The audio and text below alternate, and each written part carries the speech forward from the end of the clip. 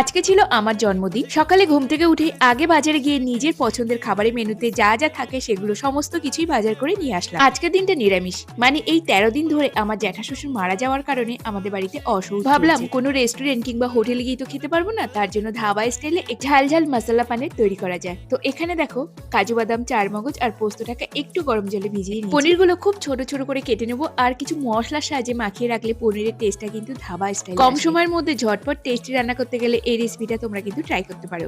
একটু টক দই, কিছু মশলা, সর্ষের তেলের সাহায্যে মাখিয়ে ১ ঘন্টার জন্য রেখে এর সাথে রান্না করব মুগের ডাল। নিজে খেতে এবং মানুষকে খাওয়াতে ভীষণ ভালো। নিজের জন্মদিন বলে কথা, এর সাথে করেছিলাম ডাল, চাটনি, পাঁপড় আর একটু সাদা ভাত। মা প্রতিবারই বলে জন্মদিনে আমার বাড়িতে চলে। প্রতি বছরই এই সময়টা থাকে আমার ছেলের ফাইনাল এক্সাম, তার জন্য কোথাও যাওয়া হয় না আর সেলিব্রেশনও করা হয় না। ধাবা স্টাইলে মশলা পানি তৈরি করার জন্য বেশ খানিকটা সর্ষের তেল গরম করে একটু হিং ফোড়নে দিয়ে দিলাম ডুমো ডুমো করে কেটে রাখা আলু।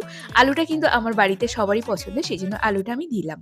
এরপর ভেজানো চারমগজ, কাজু বাদাম, আদা, কাঁচা লঙ্কা দিয়ে খুব সুন্দর একটা পেস্ট তৈরি করে নেবো। আমার বাড়িতে দুখানা রান্নাঘর, একটা উপর তলায় আর একটি নিচের তলায়। সারাদিন যে কতবার উপর নিচ করতে হয় তার কোনো গুনতি থাকে না। তো এখানে আলু আর মশলাটা কষিয়ে নেওয়ার পর দিয়ে দেবো মশলা মাখানো পনির। পনির দিয়ে একটু কষিয়ে নেবো। এই সময় দেখবে পনিরটা কিন্তু ভাঙবে না। আর পাশে বসিয়ে দিয়েছি টমেটোর চাটনি। তাড়াহুড়ো করে রান্না করে বেরোতে হবে ছেলেকে আনতে। এবার পরিমাণ মতো গরম জল, ঝোলটা ফুটে উঠলেই মশলাটা যখন তেল ছাড়বে ওপর থেকে একটু কাসুরি মেথি ছড়িয়ে দিলে একদম সেই টেস্ট আসে। ছেলেকে আনার পথে একেবারেই নিজের জন্য একটা গিফট কিনতে চলে গেলাম শপিং মল। নিজেরই জন্মদিনে নিজের জমানো টাকায় খুব সুন্দর দুটো কুর্তি কিনলাম। দিনের কিছুটা সময় নিজের জন্য এখানে শুধু নিজের জন্য কিনিনি, এখানে ছেলে হাজবেন্ডের জন্য কিনে